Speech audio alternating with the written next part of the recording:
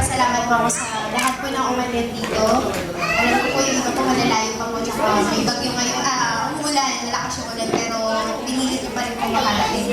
Nagpapasalamat po kami sa lahat po ng tumulong, sa mga sponsor, sa mga member po para maging successful po itong araw po na to. Nagpapasalamat po kami. Ganun din po sa mga umaten po dito, sa parents po namin, sa mga relatives, sa mga office mates, sa mga college friends po namin, sa mga members po, at sa iba po. Nagpunta ka po dito, sobrang nagpapasalamat po kami. Kung hindi po dahil sa inyo, hindi rin po magiging maayos.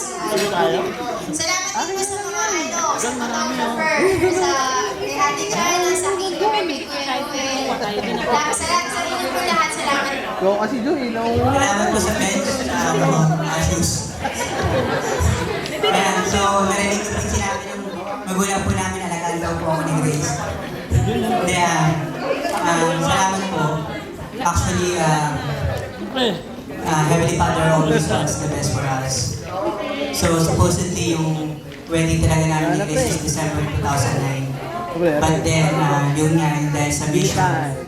So, both of us sacrifice and we believe na the more na pinapalo natin yung will ng Heavenly Father, binibigay niya yung best sa atin. So, kahit pagbalik ko, dito pa rin si Grace, then, yung wedding na ito, hindi siya magiging successful, saka hindi siya magiging memorable kung wala yung mga mahalagang tao sa buhay po namin. At kayo po yun.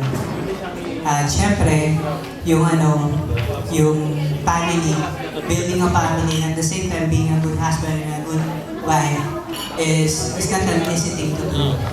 Hindi siya isang magic na biglang gano'n na tayo. But then, syempre, yung covenant namin sa yung mga counsel sa amin ng mga neighbors, as we follow those things, alam namin na we can build eternal family while here on earth.